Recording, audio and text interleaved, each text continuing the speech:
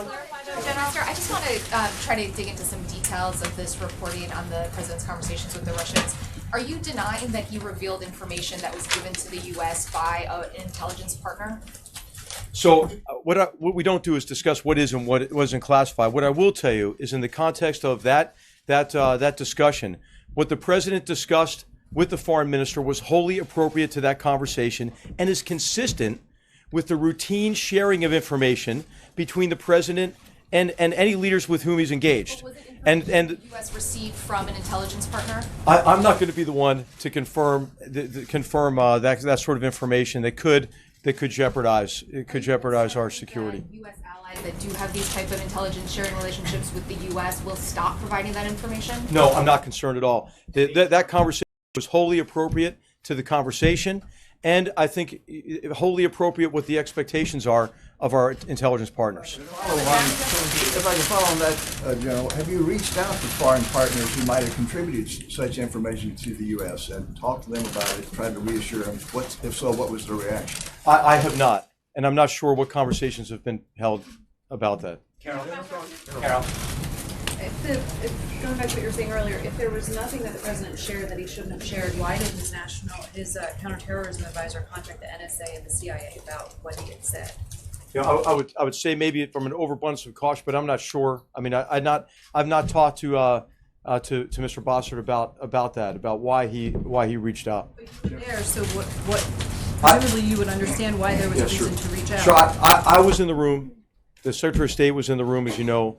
The Deputy Assistant, the Deputy Advisor for National Security, Dina Powell for Strategy, was in the room, and none of us felt in any way that conversation was inappropriate. General, Thanks, Sean. General, if you can tell us, when was the decision made to share that information with the Russians? Did the president spontaneously, on the spot, decide to give that information over?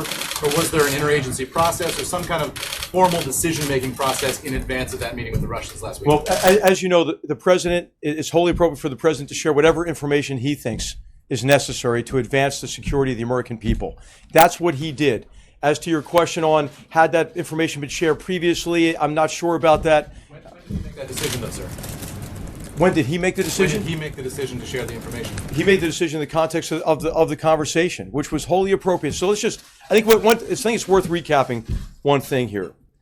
The president was meeting with the foreign minister about the terrorist threat. He had also raised some difficult issues. What we expected in terms of different behavior from Russia in key areas like Ukraine and as in Syria. But then the president was emphasizing, hey, we have some common interests here. We have to work together in some critical areas. And we have an area of cooperation with transnational terrorist organizations, ISIS in particular, an organization that had already taken down a Russian airliner and murdered over 200 people in October of 2015. And so this was the context of the conversation in which it was wholly appropriate to share what the threat was as a basis for common action and coordination and cooperation. Did you make the decision in the moment then, during the context of that conversation? Excuse me. I want to follow up first with Jennifer's question, which you didn't answer about the Western Wall being part of Israel.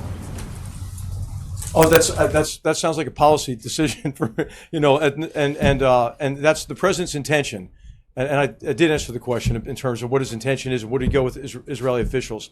The president's intention is to visit these religious sites to highlight the need for unity among three of the world's great religions, unity in confronting a very grave threat to all civilization, and unity in embracing an agenda of tolerance.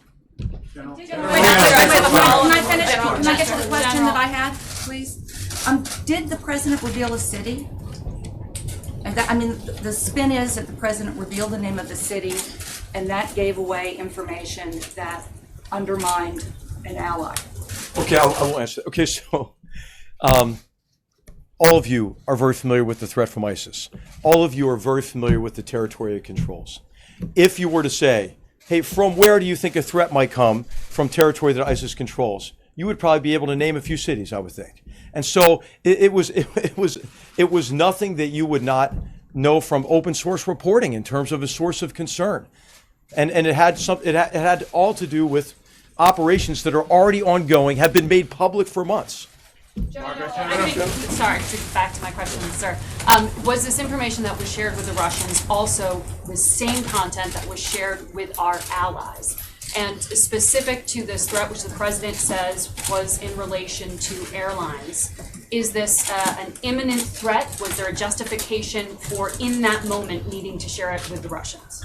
Yeah, I don't want to get into specifics of what exact information is shared with what exact allies, but information on this topic of the threat to aviation was shared with multiple allies. And as you know, there are already policies being put in place to protect against that threat. And you and many others have reported widely on this. Something that our allies did not. Is that what you are saying? In terms of the specifics, I have no basis for comparison on what was shared with what country. But I will tell you that it was our impression of all of us that were in the meetings, I've mentioned already, that what was shared was wholly appropriate given the purpose of that conversation and the purpose of what the president was trying to achieve through that meeting. But there's no imminent threat. General, when you came out after the story broke, you said that the president did not disclose any sources or methods. He did not reveal anything about military operations. Why were you denying things that were not even reported? What the report said is that the president revealed classified information that had been shared by one of our allies in the Middle East. So the question is simply a yes or no question here. Did the president share classified information with the Russians in that meeting? And as I mentioned already, we don't say what's classified, what's not classified. What I will tell you again is that what the president shared was wholly appropriate. The story combined what was leaked with other information and then insinuated about sources and methods. So I wanted to make clear to everybody that the president in no way compromised any sources or methods in the course of this conversation. General, you do say, though, that national security has been put at risk by the leak of this.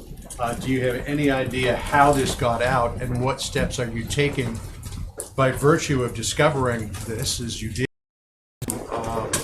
try to limit the potential for any more leaks of national security information?